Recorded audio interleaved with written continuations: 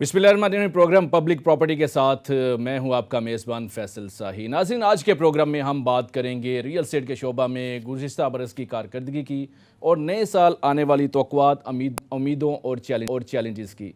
नाज़रीन, साल 2022 real estate से वाबस्ता अफराद के लिए भी अच्छी और बुरी यादें लेकर बीत गया। क्या नया साल तरक्की की कोई नवीद लेकर आएगा या पाकिस्तान में दीगर कारोबार की तरह रियल एस्टेट का शोबा भी ठप हो जाएगा?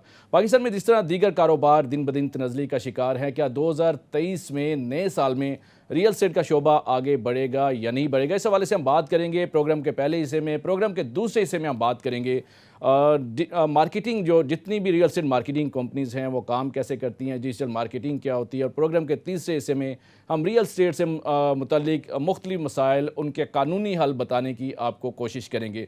तो सबसे पहले मिस्टर नासिर गोंदल साहब मौजूद है। नासिर, मोती बाज़ार आपको लेके जाएंगे। राजा बाज़ार का मोती बाज़ार बड़ा मशहूर बाज़ार है। मोती बाज़ार का आपको विज़िट करवाएं पहले। फैसल भाई, ये तो बहुत रश वाली जगह नहीं है, बहुत टाइम लग जाएगा मोती बाज़ार। नासिर साहब कौन सी बात कर रहे हैं, जदीद दौर है, अब तो तरक्की याफ्ता दौर है। मोती बाज़ार खुद आपके पास चल कर आ रहा है। रिपोर्ट देखते हैं, रिपोर्ट के बाद हम बात करते हैं।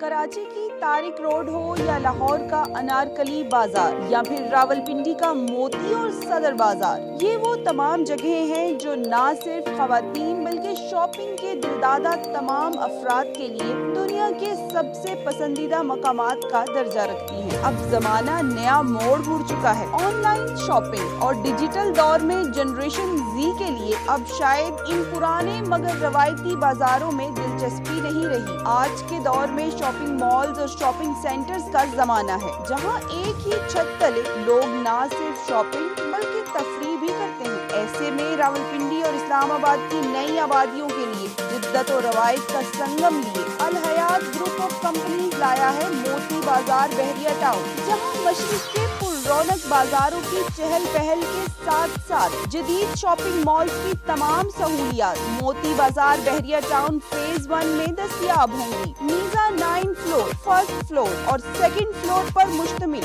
मोती बाजार का कवर्ड एरिया 44,000 स्क्वायर फीट है, जहां बड़े बड़े मुस्तनिद ब्रांड्स के साथ लेडीज बाजार की तमाम सहूलियात दस्तयाब होंगी। मोती बाजार बहरिया टाउन में इब्तदाई तौर पर 90 के करीब दुकानें हैं और एक शादी की मुकम्मल शॉपिंग के हवाले से खवातीन की तमाम तर जरूरियात को मद्देनजर रखा गया है। यानी खवातीन शादी की तमाम शॉपिंग एक ही छत तले बासानी कर सकेंगी। इब्तदाई मरहले में मोती बाजार बहरिया टाउन को एक लेडीज बाजार के तौर पर डेवलप किया जा रहा है, लेकिन अगले मरहले में यहाँ दीगर प्रोडक्ट्स भी दस्तयाब होंगी, जिनमें सुपरमार्ट के साथ दीगर दुकानें भी होंगी। नाज़रीन, रिपोर्ट आपने देखी। मेरे साथ आज के मेहमान हैं जनाब जहांज़ेब आलम साहब। आप CEO हैं अल हयात प्रॉपर्टीज़ के। Sir, welcome to the show. आपसे मैं ये जानना चाहता हूँ, कारोबारी फैमिली से आपका ताल्लुक़ ना होते हुए भी आप इतने कामयाब बिजनेसमैन हैं, क्या पीछे राज क्या है?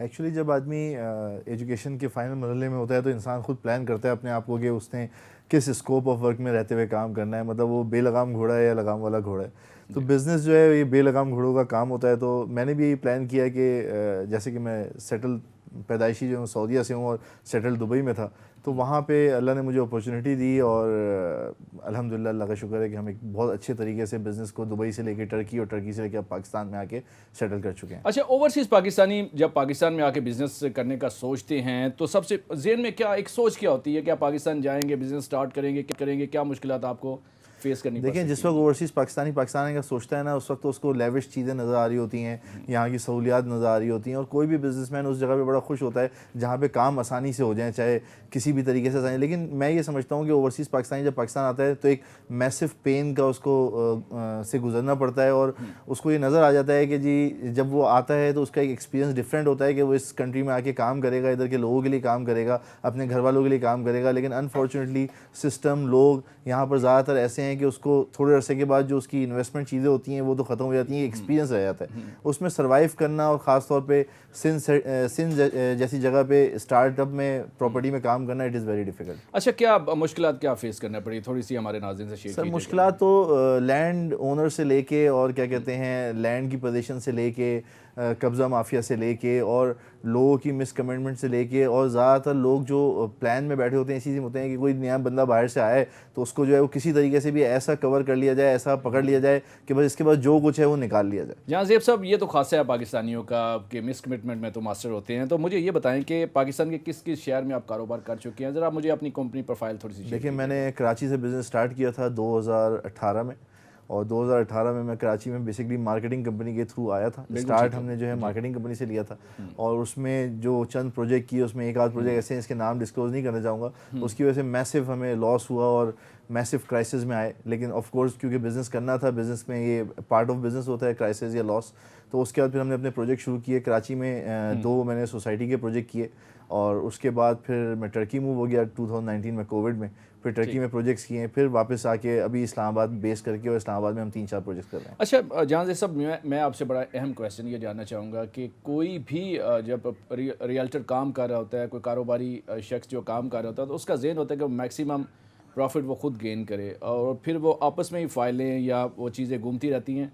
एंड यूज़र जो है ना वो सिर्फ कुर्बानी का या बलि का बकरा समझा जाता है, तो आपका एंड यूज़र को आप कहाँ देखते हैं? अच्छा, एक्चुअली जो मेरा जो यूनिक सिटी थी मेरे बिज़नेस के अंदर, वो प्लान ये था कि जो नॉर्मल मेथड होता है कि आप पहले लैंड लेते हैं, फिर उसकी मार्केटिंग कंपनी रखते हैं, फिर उसको डीलर्स में देते हैं, फिर उसको आप क्या कहते हैं एजेंट्स के पास आ जाता है, फिर उसके ब्रांड एम्बेसडर्स बनाते हैं, फिर उसको हम जो पैकेज कहते हैं कि जी लोगों को देते हैं, उन सब के बाद लास्ट में आता है हमारा एंड यूज़र।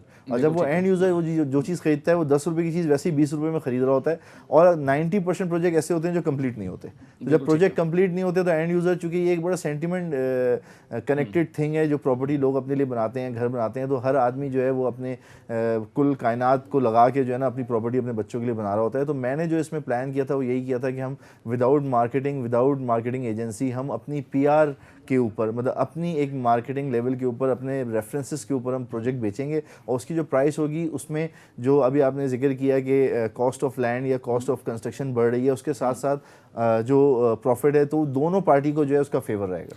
जहाँ साहब, जब आप कारोबार का आगाज़ कर रहे हैं, रियल एस्टेट की मार्केट बिल्कुल डाउन है, तनज़ली का शिकार है, तो कोई मायूसी है या आप एक मोटिवेट होके आगे बढ़ें और आप डिलीवर करेंगे? एक्चुअली मैं आपको एक बात बताऊं, जब रियल एस्टेट की मार्केट डाउन होती है तो उस वक्त बिल्डर्स का, कॉन्ट्रैक्टर्स का, रियल एस्टेट मार्केटिंग का काम होता है, उसी वक्त वो ज़्यादा पैसा कमा रहे होते हैं कि लोग आसानी से अपनी उन ज़मीन की उन कीमतों पे बेच रहे होते हैं जो उसकी एक्चुअल कीमत होती है। जब मार्केट हाई होती है तो रेट वैसे ही बढ़ जाते हैं, प्रॉपर्टी के वैसे ही रेट इतने बढ़ जाते हैं, तो उसके बाद तो मैं नहीं समझता हूँ कि कोई बिल्डर जो जेन्युइन डिलीवर करना चाहे वो प्रोजेक्ट्स कर सकता है। अच्छा, मोती बाज़ार का क्या आइडिया है, थोड़ा सा ये हमारे नाज़रीन को बताइएगा। मैं खुद सुन के बड़ा हैरान हो रहा हूँ कि हम तो राजा बाज़ार का नाम सुनते हैं, मोती बाज़ार जाएंगे तो एक दिन ज़ाया करने के मुतरादिफ है। एक्चुअली मोती बाज़ार, जिस तरह हम पाकिस्तान में जाते हैं, मतलब कराची में जब हम जाते हैं तो कराची के कुछ सदर मार्केट है या तारिक रोड बाज़ार है, ये एक ऐसे लोगों को ज़बान ही पता है। पूरे ओवरसीज़ पाकिस्तानी जब कराची आते हैं तो उनका एक ही बात होता है, वो छूटते ही बोलते हैं जी चल चलें जी शॉपिंग के लिए सदर चल चलें, तारिक रोड चल चलें। इसी तरह जब मैं इस्लामाबाद की तरफ आया, जब मैं लाहौर की तरफ आया, पंजाब साइड पे ये राजा बाज़ार, मोती बाज़ार, ये ऐसे नाम है जो बड़े आई कैची नेम है।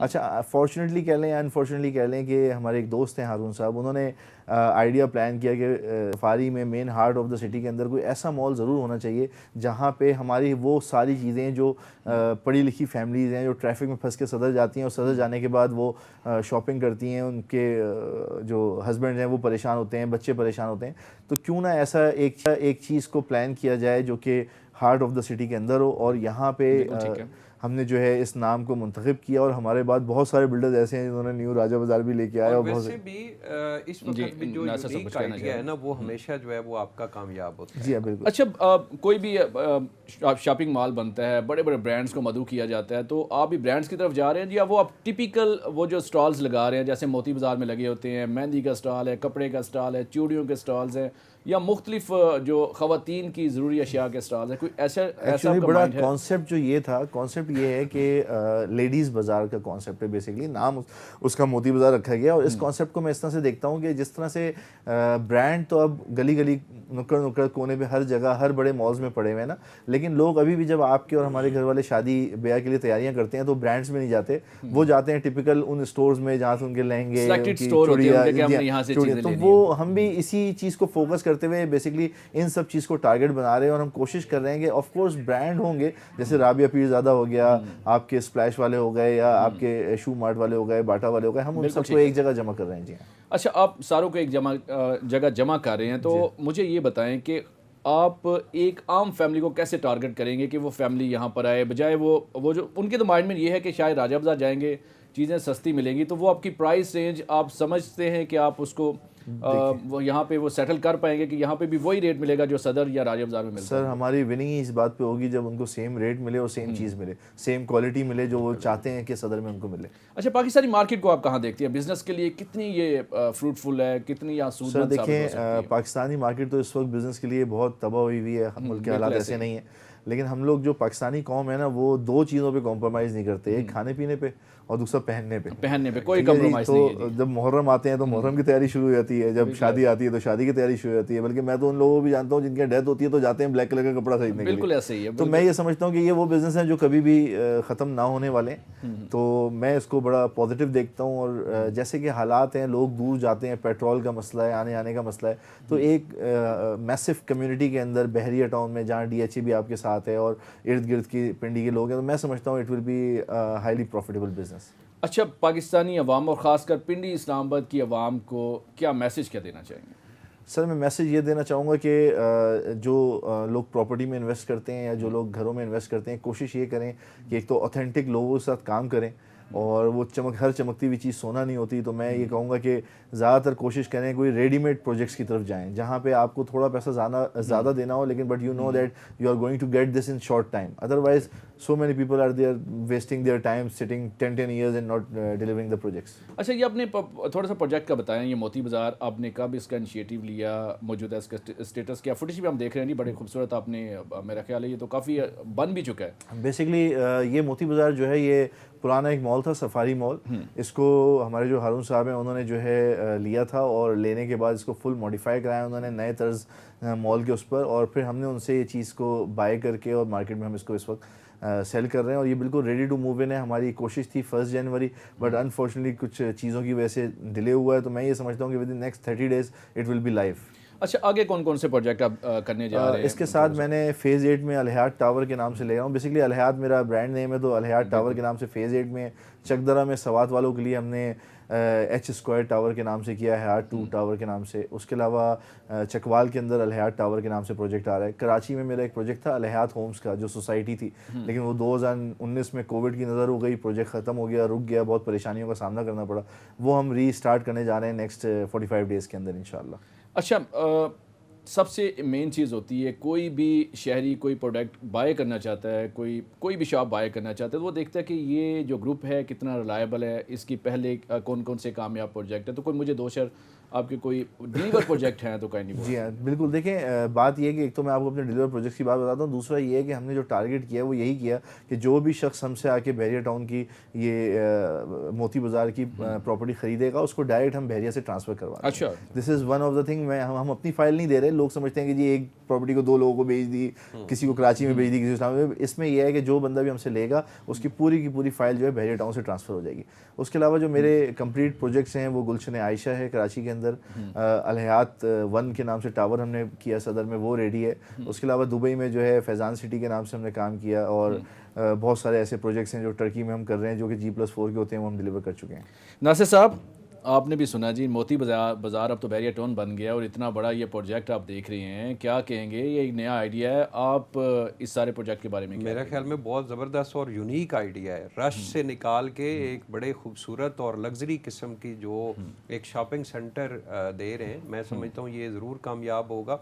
और उसके बाद सबसे बड़ी बात इन्होंने जो की है, वो हमारे जो ओवरसीज़ क्लाइंट है वो इस चीज़ को बहुत ज़्यादा देखते हैं कि वो फाइल जो ट्रांसफ़र हो रही है वो क्या बिल्डर की अपनी ट्रांसफ़र हो रही है, या उसके पीछे जो कोई इदारा खड़ा है, या वो सोसाइटी ट्रांसफर कर रही है। तो ये तो डायरेक्टली बता रहे हैं कि सोसाइटी ट्रांसफर कर रही है। अगर डायरेक्ट ट्रांसफर करा के दे रहे हैं तो बहुत ज़बरदस्त है। और फिर ये है कि सबसे बड़ी बात कि रेडी टू मूव है, कि आप शॉप परचेज करें, और उसके अंदर जो है वो अपना बिजनेस तो स्टार्ट। ऐसे जो कारोबारी हजरात पाकिस्तान आते हैं, ओवरसीज खासकर पाकिस्तान आकर काम करना चाहते हैं, तो नासिर साहब आपको क्या नजर आता है, कितनी मुश्किलात इनको फेस करनी पड़ती है और एक मुकाम बनाने के लिए कितनी स्ट्रगल करनी पड़ती मुश्किलात तो देखें, जैसे जाजेब साहब ने बहुत सारी मुश्किलात जो है वो अपनी शेयर की हैं। मुश्किलात तो बहुत आती हैं स्पेशली बिल्डर के लिए। और अभी आपको पता है पिछले साल 1.5 साल के अंदर आपका मटेरियल जो है वो इतना महंगा हो चुका है कि किसी बिल्डर के लिए अपना प्रोजेक्ट मुकम्मल करना और फिर उसमें से वो जो इतनी एफर्ट्स करते हैं, मेहनत करते हैं, अपना प्रॉफिट भी वसूल करना ये बड़ा मुश्किल हो गया। बल्कि बहुत सारे जो अच्छे बिल्डर्स हैं उनको तो नुकसान हुआ है पिछले साल 1.5 साल के अंदर,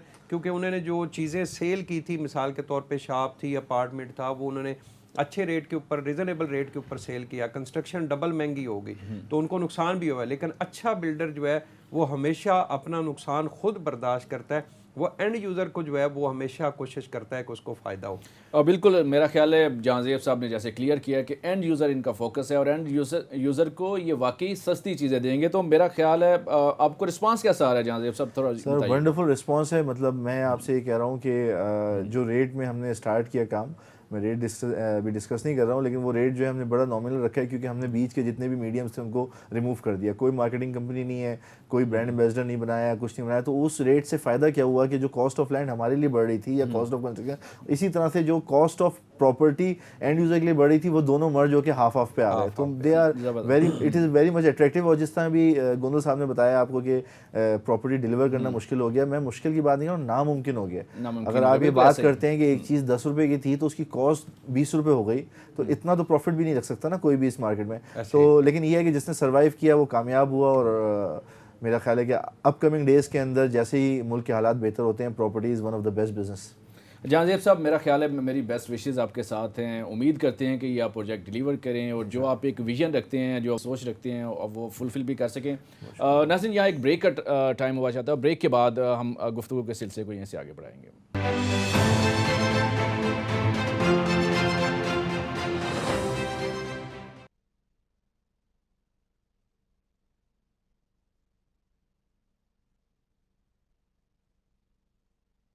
के बाद खुशामदीद। ब्रेक के बाद हमें ज्वाइन किया है जनाब रज़वान चीमा साहब ने, रियल एस्टेट एक्सपर्ट हैं। इनसे हम जानेंगे कि 2023 में रियल एस्टेट के कारोबार को ये कहाँ देख रहे हैं। 2022 का इख्तिताम तो कोई अच्छा नहीं हुआ था।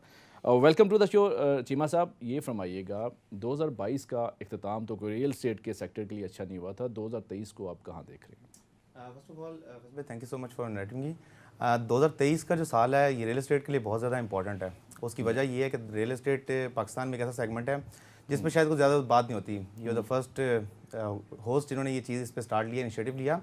2023 में देखिए, फर्स्ट ऑफ ऑल पाकिस्तान एक $1 बिलियन इंडस्ट्री है। $1 बिलियन से मुराद है कि पाकिस्तान की एक जो रियल एस्टेट प्रोक्योरमेंट है, जब मेंबर्स की प्रोक्योरमेंट है, that is around 15 to 20 trillion rupees, यानी 15 से 20 खरब रुपए की इंडस्ट्री है। और हर साल अगर आप एवरेज आउट करें तो आपके पास तकरीबन 255 to 275 बिलियन रुपीज़ का ना इंसेंटिव या रिटर्न ऑन इन्वेस्टमेंट मेंबर्स को मिलता है इन जनरल। तो आप इंडस्ट्री को देखें तो इस इंडस्ट्री के साथ आगे 40 से 45 इंडस्ट्रीज ऐसी हैं जो डायरेक्टली लिंक करती हैं, जिसमें आपकी लेबर आती है, जिसमें आपकी स्टील आती है, जिसमें आपकी मैशनरी वर्क आता है, जिसमें आपकी बहुत डिफरेंट इंडस्ट्रीज हैं, सीमेंट है, स्टील है, डिफरेंट इंडस्ट्रीज है। अब उन सारों के साथ एक जो हमारे मुल्क में एक मसला मसाइल है कि इस इंडस्ट्री को कभी रेगुलेट नहीं किया गया। इस इंडस्ट्री के लिए स्पेसिफिकली लास्ट गवर्नमेंट में आई थिंक ये अनाउंसमेंट हुई थी कि इसको एक इंडस्ट्री का दर्जा दिया गया है। इंडस्ट्री का दर्जा दिया जाने का मतलब है कि आप इसकी प्रॉपर रेगुलेटरी अथॉरिटी बनाएं जो इसको रेगुलाइज करे, जो इस इंडस्ट्री को देखे, ताकि इसके प्रोज एंड कॉन्स के प्रॉपर्ली डिस्कस कर सकें। तो 2023 इस लिहाज से इंपॉर्टेंट होगा क्योंकि अभी रिसेंटली गवर्नमेंट की आप देख सकते हैं पाकिस्तान में पॉलिटिकल जो सेटअप चल रहा है, इसकी चेंजिंग के साथ साथ आप देख सकते हैं कि 2023 में हम एक्सपेक्ट कर सकते हैं कि मुल्क में बहुत अच्छे हालात होंगे रियल एस्टेट की। मुल्क स्टेबिलिटी की तरफ जा रहा है। मे बी होपफुली इलेक्शन का साल होगा, इलेक्शन के साल के साथ साथ आपकी इकॉनमी जो स्टेबल होगी। आप कह रहे हैं कि इलेक्शन का दारोमदार है, इलेक्शन हो जाता है तो रियल एस्टेट जो है वो बेहतरी की तरफ जाएगा। लेकिन आप बात कर रहे हैं रियल एस्टेट इंडस्ट्री की, लगभग 12 से 13 बरस के बाद इसमें रिवाइवल हुआ। जितनी तेज़ी हमने देखी उससे पहले 2005, 6, 7 में इतनी तेज़ी थी जो फिर 2020, 21 और 22 में हुई। 22 में जुलाई के बाद सूरत अक्सर चेंज हुई। तो आप समझते हैं कि कुछ चीज़ें मौजूद हैं, अभी भी बहुत स्कोप है कि 2023 में क्योंकि पढ़े लिखे नौजवान रियल एस्टेट से बहुत ज़्यादा वाबस्ता हो गए हैं, तो उनका फ्यूचर सिक्योर आपको नज़र आ रहा है? देखिए, ये एक इंडस्ट्री ऐसी है जिसमें हर इंडस्ट्री ना इवॉल्व होती है with the passage of time. ये इंडस्ट्री भी इवॉल्व हुई है। आप प्रीवियसली देखें तो इस इंडस्ट्री में कभी आपको एक चीज़ मिलती नहीं थी कि आपको पढ़ा लिखा तबका इसमें नज़र नहीं आता था। पहले एक टिपिकल कन्वेंशनल मॉडल था हमारे मुल्क में रियल एस्टेट का, कि आपको एक चीज़ देखने को मिलती थी कि एक लेट से एक बंदे का वालिद साहब ये प्रॉपर्टी काम कर रहे हैं, तो वही नक्शा लगा, वही टेबल पड़ा है, उसी दफ्तर में आके उसका बेटा के बैठने लग गया। बिल्कुल ऐसे ही वो कहता है मेरा वालिद साहब कर रहे थे, मैं भी इसी वजह से इसी प्रॉपर्टी की फील्ड में हूं। बिल्कुल ऐसी है। तो अब इस इंडस्ट्री में जो है ना वो पढ़े लिखे तबके की ज़्यादा, पढ़े लिखे आप एंटरप्रेन्योरशिप कह लें या डिफरेंट लोग कह लें, वो इसमें बहुत ज़्यादा आ रहे हैं। उसकी वजह ये है कि आपकी मुल्क की इकॉनमी ऐसी है जो रिलेट पाकिस्तान या दुनिया में कोई बंदा किसी भी चीज़ से पैसा कमाए आके invest end of the day real estate में होता है। 1970s में आपको एक चीज़ नारा सुनने को सबसे ज़्यादा मिलता था जो आजकल कॉमन है, रोटी कपड़ा और मकान। अब रोटी कपड़ा मकान जो था वो इसलिए था कि रोटी आपकी बेसिक नेसेसिटी है जिंदा रहने के लिए। लेकिन तीनों चीज़ें अल्हम्दुलिल्लाह मेरा ख्याल है नज़र कहीं नहीं अब आ रही हैं, आस्ते आस्ते लोगों की पहुंच से दूर जा रही हैं। देखें डेफिनेटली जब मुल्क में आपकी इकॉनमी जो है ना वो सारी की सारी दारोमदार होता है कि आपकी सारी इंडस्ट्रीज को लिंक कितना कर रही हैं, को रिलेट कैसे कर रही हैं। अब आप लेट्स से मैं एग्जांपल देता हूँ छोटी सी, आप मुल्क में सीमेंट प्रोड्यूस करना शुरू कर दें, अब सीमेंट की कहीं खपत ही नहीं है, कहीं यूजेज ही नहीं है, वो यूजलेस है। टिल द टाइम सारी इंडस्ट्रीज आपस में रिलेट नहीं करती तो ये चीज़ें आपस में यूजलेस हैं। तो इंडस्ट्री बनाने का मकसद ये था जब इंडस्ट्री की अनाउंसमेंट हो गई आपकी और आपकी सारी इंडस्ट्रीज आपस में को रिलेट भी कर रही हैं, यानी सारे सेगमेंट्स इंडस्ट्री के सारे सेगमेंट्स आपस में को रिलेट कर रहे हैं, लेकिन उन सेगमेंट्स को आपस में जोड़ने के लिए जो एक रेगुलेटरी अथॉरिटी होती है ना वो एग्जिस्ट नहीं कर रही।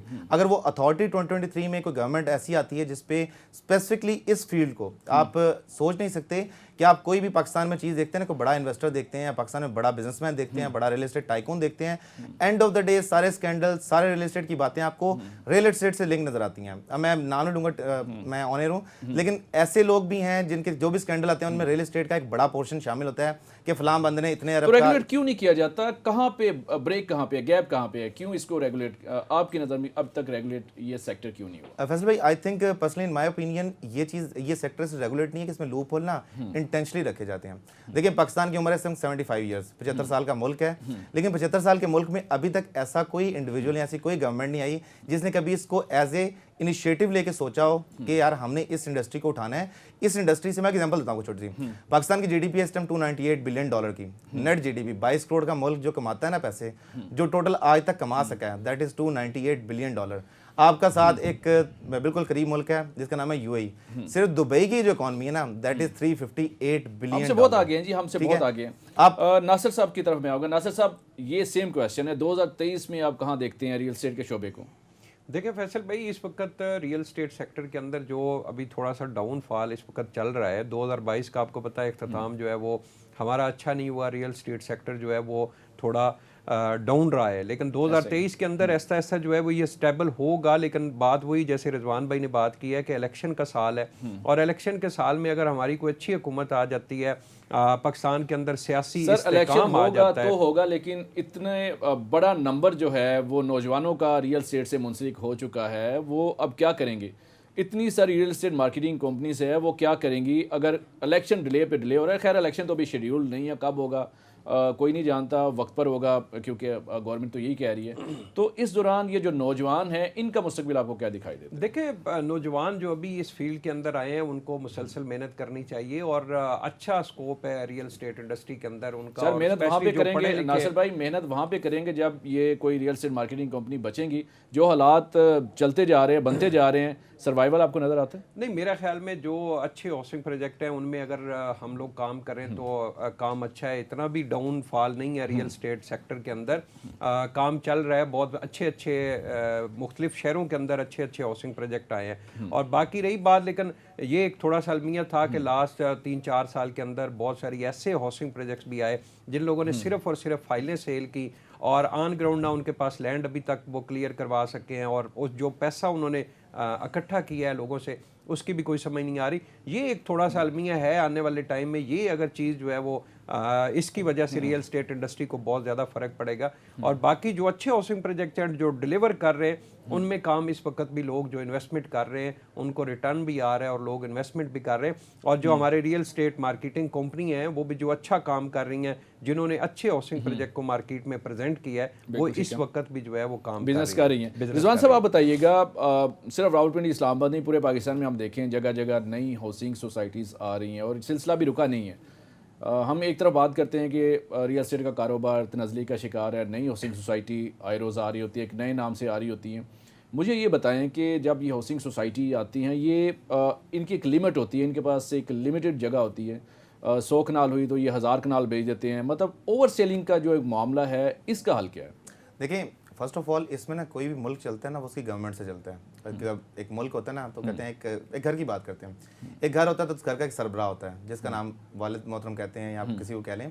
अब इस तरह एक मुल्क का भी एक सरबराह होता है, जिसका काम होता है कि पूरे मुल्क के अंदर जितने कानून हैं उन तमाम कानून को नाफिजुल अमल करना। एग्जाम्पल के तौर पर कि आप रियल एस्टेट की बात करें तो इतनी बड़ी इंडस्ट्री 15 से 20 खरब रुपए की इंडस्ट्री को इस मुल्क में कभी रेगुलेट करने का सोचा नहीं गया। फॉर एग्जाम्पल, एक बंदे के पास 50 कनाल जमीन है, वो जाके एक सोसाइटी का एक बोर्ड लगाएगा सिंपल, और सिंपल बोर्ड लगाने के बाद छोटा सा गेट शुरू करेंगे और उसको प्रोडक्ट्स को बेचना शुरू कर देंगे। अब उस पर कोई चेक एंड बैलेंस नहीं है। और उसके साथ इस काम में जो ज़्यादा इनिशिएटिव होता है वो मार्केटिंग कंपनीज भी साथ होती हैं, क्योंकि जाहिर सी बात है कि इंडिपेंडेंटली एक बंदा कुछ नहीं कर सकता। तो फर्स्ट ऑफ ऑल एक चीज़ की अशद ज़रूरत है इस मुल्क में, वो है कि आप इसको रेगुलेट करें, लाइसेंसिंग करें इसकी। फॉर एग्जाम्पल, आप कोई भी चीज़ आपने ड्राइविंग करनी है रोड पे, आप किसी को ड्राइविंग लाइसेंस क्यों इशू करते हैं? Just to make the public secure. क्या मुल्क के अंदर अगर एक बंदा गाड़ी चला रहा है तो उसको इतनी सेंस हो ड्राइविंग की कि वो किसी का नुकसान ना करे। Same goes for real estate के रियल एस्टेट में ना आप रियल एस्टेट जो मार्केटिंग कंपनीज हैं उनकी लाइसेंसिंग करें, उनको लाइसेंस इशू करें कि ये प्रोजेक्ट्स हैं, इन प्रोजेक्ट्स के साथ आप काम कर सकते हैं। उन प्रोजेक्ट्स की लिस्ट को फिर वो तो कानून बड़ा वाज़ेह है कि जो एनओसी और एलओपी यानी लेआउट प्लान जिनका अप्रूव है उनकी आप सेलिंग कर सकते हैं। और फिर कानून, मेरी जो एक नाकिस जो मालूमात है उसमें ये भी कहता है जो भी हाउसिंग प्रोजेक्ट आता है पहले वो मफाद आमा के प्लॉट जो है वो मुतलका अथॉरिटीज़ के नाम करवाता है, फिर वो उसका सेल का आगाज़ कर देता है। लेकिन आप भी देख रहे हैं नासिर साहब, आप भी देखते हैं कि बहुत सारे हाउसिंग प्रोजेक्ट आते हैं, वो सिर्फ एक नाम लेते हैं और नाम सेलिंग शुरू कर देते हैं, ऑन ग्राउंड उनके पास चीज़ होती नहीं। तो अदारे यहाँ पे उनका क्या किरदार आपको दिखाई देता है? देखिए, इदारों का सबसे ज़्यादा बड़ा जो काम है ना, मैं देखें एक बंदे की भी अगर सोसाइटी स्टार्ट हुई है, वो सोसाइटी अगर बेचने वाला बीच में इंडिविजुअल नहीं है ना, तो वो सोसाइटी कभी चल नहीं सकती। सिंपल सी बात है। अब एक सोसाइटी स्टार्ट हुई है तो जब तक बेचने वाला इंडिविजुअल उसको सेल नहीं करता ना, तो उसको सोसाइटी के अंदर रेवेन्यू जनरेट नहीं होगा। तो इसलिए लाइसेंसिंग इस मुल्क में मार्केटिंग कंपनीज की और रियल्टर्स की, जो रियल एस्टेट एजेंट्स हैं, उनकी ज़रूरी है कि आप जब लाइसेंस रियल एस्टेट होते हैं, जैसे दुनिया में तमाम मुल्कों में होते हैं, आप न्यूयॉर्क में जाएँ तो आपको बिलियनर रो पे जितने एजेंट्स नजर आएंगे they are millionaire, just because कि उस मुल्क में रेगुलेटरी सिस्टम है, उस पर वो टैक्सेस पे करते हैं, सारा सिस्टम होता है। अब जब एक एजेंट को या एक कंपनी को मार्केटिंग लाइसेंस इशू करेंगे, लाइसेंस से मुराद ये है कि वो एक सर्टन प्रोजेक्ट के साथ जब काम करेंगे, उसके लिए फंड रेजिंग करेंगे, फाइलें बेचेंगे, प्लॉट बेचेंगे, जो फंड्स आएंगे वो जिस सर्टन इंडिविजुअल की पॉकेट में जाएंगे, तो सारा सिस्टम रेगुलेट होगा। फॉर एग्जाम्पल, एक बंदे के पास लाइसेंस है, उसने लाइसेंस पे उसको इजाजत है आपने 100 प्लॉट बेचने हैं, 1000 प्लॉट बेचने हैं, इससे ज़्यादा आपने लाइसेंस को रिन्यू करवाना है। तो उसमें होगा ये कि जब वो 1000 प्लॉट बेच लेगा, तो जब वो रिन्यू करवाने जाएगा तो उससे मुतलका इदारा जो होगा वो ये बात करेगा कि यार आपने 1000 प्लॉट बेचे, कौन सी सोसाइटी के बेचे? तो वो बंदा बताएगा, रिकॉर्ड देगा अपना कि इस सोसाइटी के बेचे। तो वो रिकॉर्ड जो होगा वो मुतलका उस अथॉरिटी के पास रिकॉर्डेड एक सेटलमेंट आ जाएगी कि यार इस सोसाइटी में एक इंडिविजुअल ने इतने प्लॉट बेचे। तो आप सिस्टम को रेगुलराइज करते हैं, तो आपका सिंपल वन स्टेप फॉर्मूला है, वन विंडो ऑपरेशन है कि आप सबसे पहले सिस्टम में आपका जो मार्केटिंग एजेंट है उसको लाइसेंस करें। सबसे मेन जो काम है वो ये बनता है। तमाम मुल्क में रियल एस्टेट ऑटोमेटिकली जो है वो इस चीज़ पे आ जाएगी। मैं एक छोटी सी बात यहाँ पे कोट करता हूँ, सोसाइटी का मालिक एक इंडिविजुअल होता है, लेकिन आगे मार्केटिंग कंपनीज 1000 होती हैं। आगे जो मार्केटिंग के रियल्टर एजेंट होते हैं दैट इज अराउंड 10,000। जब 10,000 बंदा एक एक फाइल भी बेचेगा, एक एक प्लॉट भी बेचेगा, तो जो रेवेन्यू है उसका 90% शेयर जो सोसाइटी के मालिक के पास जाता है। जो रेवेन्यू लेके कहीं भी निकल जाए तो आप पकड़ नहीं सकते, क्योंकि 10,000 बंदे पे कोई चेक नहीं है, तो एक बंदे पे चेक रखने का कोई फायदा नहीं होता। बिल्कुल ऐसे ही। लेकिन रिजवान साहब, आप भी देखते हैं कि रेवेन्यू की आप बात करते हैं, सेलिंग की बात करते हैं, सोसाइटी के पास लैंड ही कंप्लीट नहीं होती। बड़ी बदकिस्मती है कि कोई भी सोसाइटी क्लेम जो करती है कि हम एनओसी हमारा क्लियर है, उसके पास भी बड़ी लिमिटेड से जगह होती है और उसे कई गुना ज़्यादा वो बेच देते हैं और लोग ख़रीदे होते हैं। तो उस क्लाइंट का क्या कसूर है? कसूर उस क्लाइंट का है, इदारों का है, मुतलका इदारे का, या सोसाइटी का है? आपकी नज़र में किसका कसूर है? देखिए, इन जनरल ना पाकिस्तान में हम बहैसियत कौम, हम जो 22 करोड़ का मुल्क है ना, हम वो हैं जो बहुत जल्दबाजी में होते हैं। हम कभी भी नहीं देखते कि आप डेवलप्ड इकोनॉमीज की बात करें तो वहाँ पे अगर लेट्स से बैंक में पैसे रखवाते हैं ना, तो आपको मिलता है रिटर्न इन्वेस्टमेंट या इंटरेस्ट रेट होता है 1.5%। लोग बैंक में पैसा नहीं रखवाते, लोग ऐसी जगह इन्वेस्ट करते हैं जहाँ से 4%, 5% या 6% रिटर्न इन्वेस्टमेंट मिल जाए तो बहुत खुश होते हैं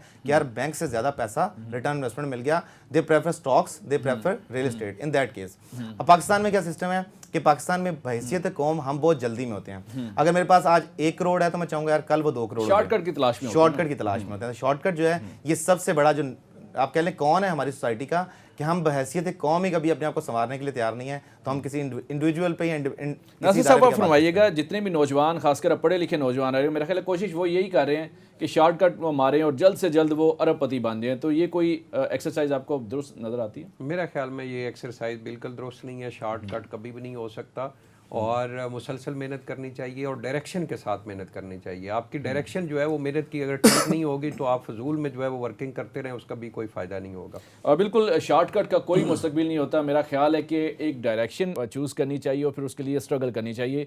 ब्रेक का वक्त है, मिलते हैं ब्रेक। Come back. ब्रेक के बाद हम बात करेंगे रियल एस्टेट के मौजूदा अगर सूरत हाल रही तो जो प्रोजेक्ट जारी हैं, जिन्होंने अपने प्लॉट्स बेच दिए हैं, क्या वो डिलीवर कर पाएंगे या नहीं, इसी पर बात करेंगे हम। नासिर गोंदल साहब, जिस तरह सूरत हाल चल रही है रियल एस्टेट सेक्टर की दिन ब दिन तनज़्ज़ुल का शिकार हो रहा है, तो वो प्रोजेक्ट जो लोगों को फाइल्स बेच चुके हैं डाउन पेमेंट पर, वो डिलीवर कर पाएंगे या नहीं कर पाएंगे, उनका मुस्तकबिल आपको क्या दिखाई देता है? देखें जी, हमने पहले भी कंस्ट्रक्शन के हवाले से भी बात की थी और जो हाउसिंग प्रोजेक्ट है उनके हवाले से भी हमने बात की थी कि जो कंस्ट्रक्शन कास्ट महंगी हुई है उसके बाद बिल्डर जो है और उसका और डेवलपर का जो है वो प्रोजेक्ट डिलीवर करना बहुत मुश्किल हो गया है।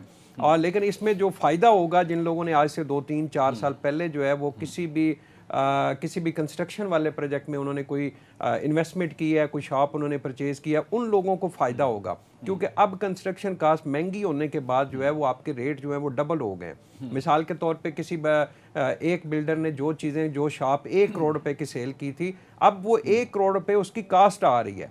वो अगर प्लॉट की सारी चीज़ें मिक्स करके अगर वो करता है तो उसकी 1 करोड़ रुपए कास्ट आ रही है। अब डेफिनेटली उसने 2 करोड़ रुपए की सेल करनी है और ये चीज़ें जो है ये एंड यूज़र जो है उसके फ़ायदे में जाएगा। तो जो हाउसिंग प्रोजेक्ट हैं, आपको लगता है कि उन्हें रेट रिवाइज करने पड़ेंगे डिलीवर करने के लिए?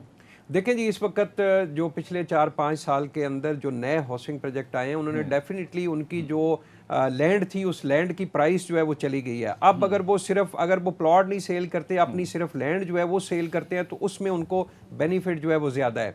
और इसमें मैं सबसे पहले आपको ये कहूँगा कि आपने जिस हाउसिंग प्रोजेक्ट के अंदर भी इंस्टॉलमेंट्स के ऊपर प्लॉट लिया है और वो हाउसिंग प्रोजेक्ट अथेंटिक है, उसका एनओसी क्लियर है, साइट के ऊपर डेवलपमेंट हो रही है, आप उसकी इंस्टॉलमेंट्स लाजमी दें क्योंकि अब वो हाउसिंग प्रोजेक्ट वाले को फ़ायदा इस बात में है कि वो आपका प्लॉट जो है आप इंस्टॉलमेंट उसकी शॉर्ट करें और वो आपका प्लॉट जो है वो कैंसिल कर दे क्योंकि वो नए रेट के ऊपर बेचना चाहता तो है। हाउसिंग प्रोजेक्ट के पास या किसी भी डेवलपर के पास ये इख्तियार होता है कि अगर इंस्टॉलमेंट शॉर्ट होती है तो वो फाइल कैंसिल कर सकता है, इस बारे में आपकी क्या? देखिए फैसल भाई, जब कोई भी बंदा जो है वो अपना प्लॉट बुक करता है तो जो आपका एप्लीकेशन फॉर्म होता है उस एप्लीकेशन फॉर्म की बैक साइड के ऊपर बड़े बारीक लफ्जों में ना बड़ी टर्म एंड कंडीशन लिखी होती है, बारीक लिखी होती है, मेरा नहीं ख्याल पड़ता है, और वो सारी टर्म एंड कंडीशन जो है वो एंड यूजर के खिलाफ हमेशा जाती हैं।